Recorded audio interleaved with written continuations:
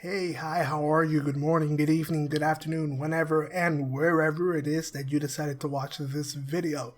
So, Xbox finally released their business update. The announcement that we Xbox fans were all dreading because weeks of rumors of not knowing what the future of Xbox had in store. So many worrisome rumors and news and reports.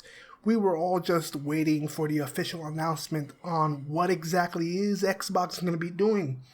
And today, they finally announced their plans. Specifically, there are four main points that they brought up in general in this video. 4 games are coming to other platforms. Activision Blizzard games on Game Pass and what's coming in store. New hardware announcement coming, and one other thing that I will leave towards the end. So, point number 1. 4 games, 4 Xbox games coming to other platforms. And Phil Spencer specifically says it is just these 4 games, and Starfield and Indiana Jones are not one of them. So if it's not Starfield or Indiana Jones, then what are these 4 games? Well, they haven't officially announced it, but according to rumors and things that Phil Spencer mentioned specifically on why these 4 games, we can kind of tell what they are. Meaning, we know that Hi-Fi Rush is one of them. We know that Sea of Thieves is one of them. Those 2 are the locks. And there are rumors going around that Pentiment is one of them. And I'm really not sure what that 4th game is. And Phil Spencer gave a reason as to why these 4 games specifically, and the reasons are that, they have to either be like over a year old at this point, and they have to be based around community engagement, live service games, and all that. Those are the main 2 talking points of why these 4 games, and why games like Hi-Fi Rush and Sea of Thieves make sense. Hi-Fi Rush, it's a year old. Sea of Thieves is a multiplayer live service game. Pentiment is also like one of those games that is over a year old. And, it's important for these games to have growth, and why they are putting them on other platforms. It's to grow the recognition of the Xbox brand. This is a paragraph from the Xbox Wire article in which they said, by bringing these games to more players, we not only expand the reach and impact of those titles, but this will allow us to invest in either future versions of these games or elsewhere in our first-party portfolio. And what's coming up is the most important part of not only this paragraph, but of what they said in the video. There is no fundamental change to our approach on exclusivity. Now, what does that specifically mean?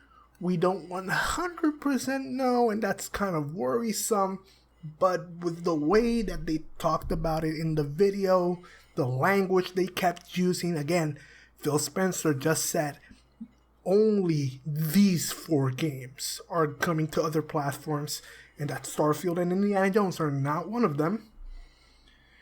We can assume with 100% certainty, and 98% certainty, Xbox is still going to be making exclusive games for their hardware.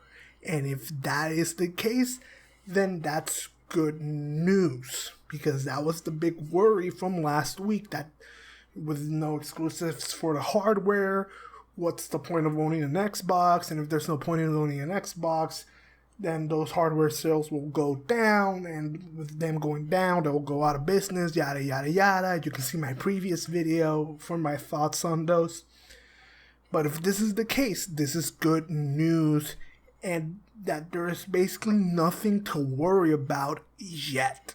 Now, what's the other talking point they mentioned? Well, they then moved on to Activision Blizzard, and now that they own them, they confirmed finally that starting next month, Activision Blizzard games are coming to Game Pass, starting with Diablo 4. You know, one of the big rumors was that Activision Blizzard games are not going to be coming to Xbox, Game Pass, and the other one is that they will no longer be doing day one releases on Game Pass, but seemingly that is not the case, because now starting with that next month, there's going to be a rollout of Xbox Game Pass for Activision Blizzard games, but they also confirmed that they are still dedicated to Xbox day one releases on Game Pass.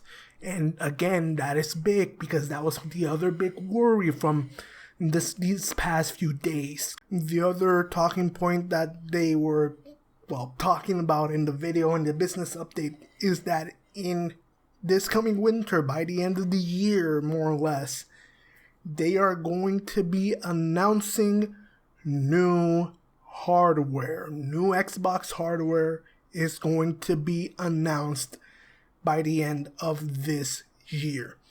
And judging by the current rumors going around town, we can confidently say that this announcement is going to be the Xbox handheld console. They didn't say what type of hardware it is, but judging by the current rumors, we can say with certainty that this is the Xbox handheld, and they're going to announce it probably during the Game Awards.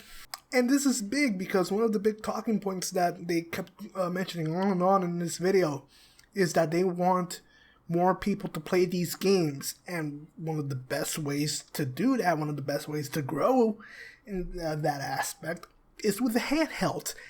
Handhelds are in nowadays. The Nintendo Switch, the Steam Deck, the ROG Ally. You know, these handheld tablets are in. They are hot. And if Xbox makes one that, can play your Xbox library, like I have 169 games on my Xbox digitally, then it's great if that happens. The last thing they mentioned, and this was sort of a tease for way down the line, but they started to mention the next generation of hardware, and that they are now looking to the future in terms of hardware coming after the Series X.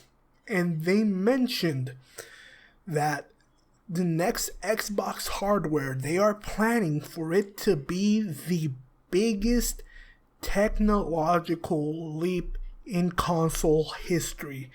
What exactly does that mean? We won't know until way down the line. So yeah, that's just a basic summary of what was being talked about in this business update. This is just my immediate, I just finished watching it. It's 4:56 where I am. It released at 4 o'clock, almost an hour ago, where I'm living. And this is just my immediate thoughts, my immediate summarizations. I'll make a future video, more in depth, talking about my thoughts on this business update. There's probably going to be millions of videos talking about this business update, millions of articles. If you haven't watched it yet, I highly encourage you to watch the business update itself, read the Xbox Wire article, because that will do it more justice than I ever could. I'm just summarizing the big talking points, because there was a lot of business talk in this video, like we all expected, general talking points of the importance of Xbox, the importance of game preservation, game back compatibility, the importance of exclusives, what Xbox views the future of the video game industry, all that. I highly recommend you watch the video. But yeah, in terms of my immediate thoughts watching this video, I am far less concerned about the future of Xbox. I might be in the minority. I haven't seen reactions online yet, and I'm afraid to watch it. But watching this video, I'm not worried about the future of Xbox, Because again, it feels like they said it without saying it, that they're still going to be making exclusive games for the Xbox hardware, because they specifically said, again, just these 4 games. And again, Starfield and Indiana Jones aren't one of them. So again, it just feels like they are still going to be making exclusive games. And if anything, I think what they want to do is just put Game Pass streaming on almost anything that's possible. That's just my guess, but again, I am far less worried about what's going to happen with Xbox after watching this video after last week, which was horrifying as an Xbox fan. But yeah, let me know your thoughts in the comments down below if you've seen the video. Are you less worried? Are you more worried? Are you so-and-so on the video in the future? If you enjoyed the video, please leave a like, subscribe if you want to see more, and I'll see you guys next time. Bye.